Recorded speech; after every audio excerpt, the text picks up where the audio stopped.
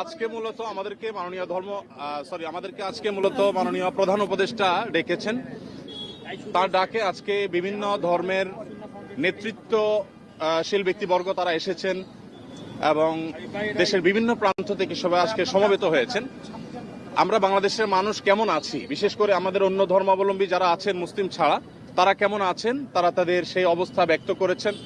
তো আমরা লক্ষ্য করেছি যে এখানে আমাদের মধ্যে আলহামদুলিল্লাহ চমৎকার ধর্মীয় সম্প্রীতি বজায় আছে।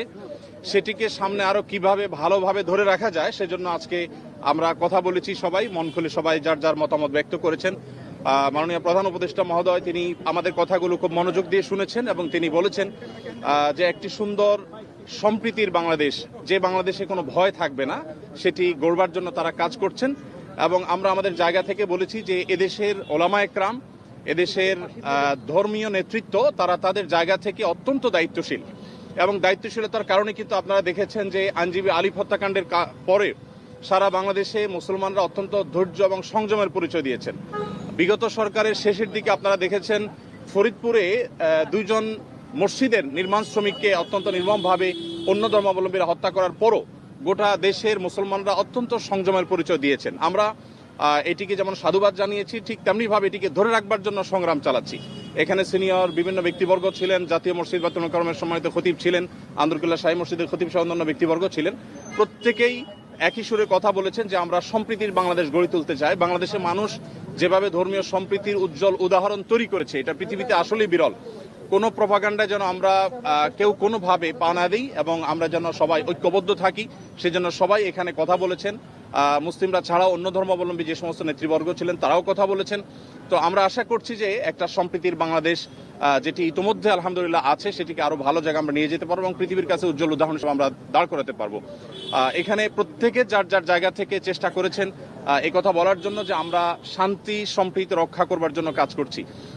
আমরা 5 আগস্টে লাইভে এসে প্রত্যেকে যার যার জায়গা থেকে আমরা সবাই কিন্তু মানুষকে সজাগ থাকার, সতর্ক থাকার এবং সংযমী থাকার, ধৈর্যশীল থাকার জন্য আমরা আহ্বান করেছি।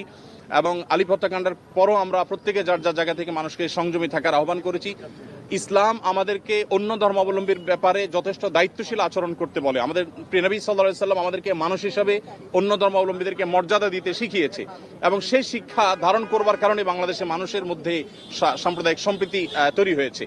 আমরা আমাদের আশেপাশের বিভিন্ন জায়গা থেকে সাম্প্রদায়িক সম্প্রীতির যে নাসিহা শুনে থাকি, উপদেশ শুনে থাকি, সেই সমস্ত জায়গায় যখন দেখি যে সংখ্যালঘুরা নির্যাতিত হচ্ছে, আঘাতপ্রাপ্ত হচ্ছে এবং দলে দলে তাদের উপাসনাগুলো ভাঙা হচ্ছে, আমার মনে হয় সেই জায়গাটাতে আমাদের মনোযোগ দেওয়া দরকার।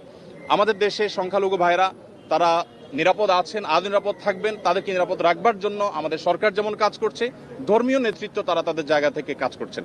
তো আমরা মূলত এই বার্তাটা মাননীয় প্রধান উপদেষ্টা মহোদয়কে আমরা দেওয়ার চেষ্টা করেছি যে আমাদের জায়গা থেকে আমরা ঐক্যবদ্ধ আছি, ঐক্যবদ্ধ আমরা থাকবো। আমাদের হিন্দু, মুসলিম, খ্রিস্টান, বৌদ্ধ সবাই ভাই ভাই হয়ে আমরা এই মাটিতে আমাদের প্রিয় দেশকে এগিয়ে নিয়ে যেতে চাই। সেই জায়গা থেকে আমাদের মধ্যে কোনো প্রকার ফাটল নেই, আমাদের মধ্যে কোনো বিভেদ নেই। বিভেদ এবং ফাটল যারা দেখাবার চেষ্টা করছে তাদের সে মিথ্যা প্রপাগান্ডা যেন বিশ্ববাসী বিভ্রান্ত না হয়, আমাদের দেশে মানুষ যেন বিভ্রান্ত না হয়, আমরা সে বার্তাটি মূলত আজকে দেওয়ার চেষ্টা করছি। ধন্যবাদ। ভারতে বাংলাদেশের সহকারী হাইকমিশনে হামলার ঘটনা ঘটেছে এবং ভারত থেকে বাংলাদেশকে নিয়ে যে ধরনের অপপ্রচার চলছে, ভারতীয় আগ্রাসনের কথা বলা হচ্ছে, এই বিষয়ে কি বলছেন আপনারা? এই বিষয়ে কি বলবেন?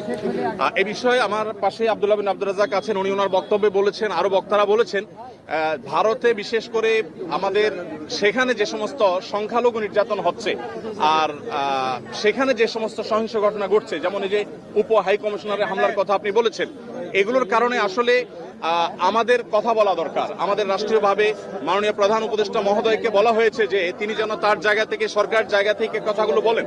আমরা যখন আমাদের কথাগুলো বলবো না তখন আমাদের উপর আরো চেপে আসা হবে। এই কালচার থেকে বেরিয়ে আসার জন্য আমাদেরকে আমাদের অধিকারের কথা বলতে হবে। আমরা আজকে সেখানে যে আক্রান্ত হয়েছি কলকাতাতে, তার বাইরে যে মুসলমানরা আক্রান্ত হচ্ছেন সেখানে, সেগুলো নিয়ে আমাদের কথা বলতে হবে। তাহলে সেক্ষেত্রে হয়তোবা এই যে আজকে যে পরিস্থিতি আমরা মুখোমুখি হচ্ছি, যে আজকে আমাদের উপরে চাপিয়ে দেওয়া হচ্ছে মিথ্যা প্রপাগান্ডা, সেটা থেকে আমরা উত্তরণের পথ হতে খুঁজে পাবো। জি।